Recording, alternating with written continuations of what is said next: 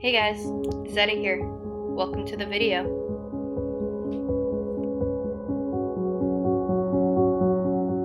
So I'm super excited today, kids, because we are going to be talking about Mercury, the planet, not the element. Mercury is the planet closest to our sun, and it is categorized as a Terran planet, meaning that it has a solid rocky surface. It's also the smallest planet in our solar system, and scientists anticipated it being a somewhat predictable place to explore. After all, its surface looks fairly similar to that of the moon, and it should just be a scorched piece of rock since it's so close to the sun. But as you will see through this video, we could not have been more wrong. Mercury has no moons and it has a radius of just over 2,400 kilometers. The planet has a daytime temperature of about 430 degrees Celsius, hot enough to melt lead, and a bone-chilling nighttime temperature of about negative 170 degrees Celsius. One day on Mercury actually takes about 175 Earth days, though 1 year lasts only about 88 Earth days. Although there are several things of note that can be seen from the overall stats on Mercury, its orbit is one of the first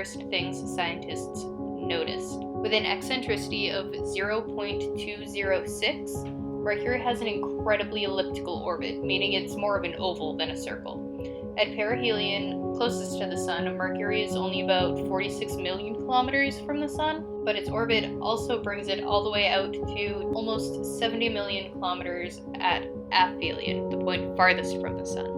This oval, referred to as an ellipse, actually rotates or precesses around the sun over time. Now, we knew that this would happen, but it turns out that the rate at which this occurs can't actually be predicted by Newton's laws. This led to the discovery of a hypothetical planet in 1860, which was named Vulcan. Vulcan was said to lie in between Mercury and the Sun, and its existence was only disproved in the early 1900s when Einstein released his relativity theories, which were able to predict Mercury's orbit without the presence of an extra planet. Still, Mercury's eccentric orbit so near the Sun sets it apart from all of the other planets in our solar system. The small planet also has a notably strange structure and composition. First of all, Mercury's core is absurdly large when compared to the other Terran planets in our solar system. The planet's overall radius is just over 2,400 kilometers, while its core is about 2,000 kilometers, which means that Mercury's core accounts for about 85% of its radius. For reference, Venus, Earth, and Mars average out to about 42% core. On top of this core is a mantle about 400 kilometers thick with an incredibly thin crust of only about 16 kilometers. The planet doesn't have much of an atmosphere and is said to actually only have a thin exosphere, which is the outermost layer of an atmosphere. There's also Mercury's chemical composition to look at. So the core is mostly liquid metals, mainly iron, as one would expect. The surface rocks are mostly silicate, again as one would expect, though they do contain some sulfur, which one wouldn't expect to find so close to the sun. The exosphere, while being made up primarily of oxygen, sodium, hydrogen, and helium, as one would expect, also contains some potassium, another element which shouldn't have been able to form so near the sun. If we take into account Mercury's strange orbit, its unusually large core, and the presence of volatile elements like sulfur and potassium, which shouldn't have been able to form so near to the sun, we get a theory for Mercury's history. It's believed that Mercury was originally formed farther out in the solar system, likely between Venus and Earth, but possibly even farther out than that. The planet likely then underwent a massive collision which blew off most of its outer material and sent it spiraling in toward the sun, where it eventually settled into the orbit we know and love today. This massive collision theory can explain Mercury's orbit, its structure, and its chemical composition, though it's still more of a hypothesis than a truly proven theory. As for exploration, we still have a lot to learn about Mercury.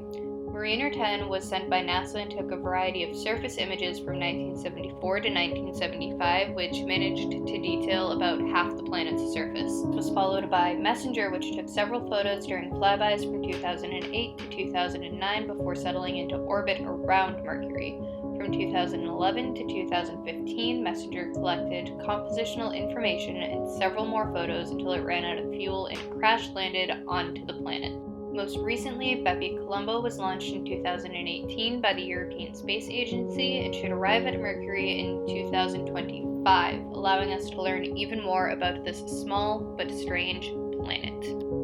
That is it for this video, you guys. I really hope that you enjoyed it. I can't even tell you how much fun I had pulling all of this together. In the description box, you can find all of my sources. I will also have a link to the sort of script for this video so that you can see exactly where I got what pieces of information. That way you can have actual credible sources that you can cite for any research projects or essays that you may have found this video to try and do. If there are any other topics, especially space themed, that you want to see me cover, then please let me know in the comments. I love this kind of stuff. I really want to create more of this type of content on my channel. Before I sign off, I just want to say again, I really hope that you guys enjoyed this video. If you did, maybe consider hitting that like button and that subscribe button, as those things really do help to grow and support my channel. And even if you didn't like this video, I hope that you at least learned something from it. Bye guys, I'll see you next time.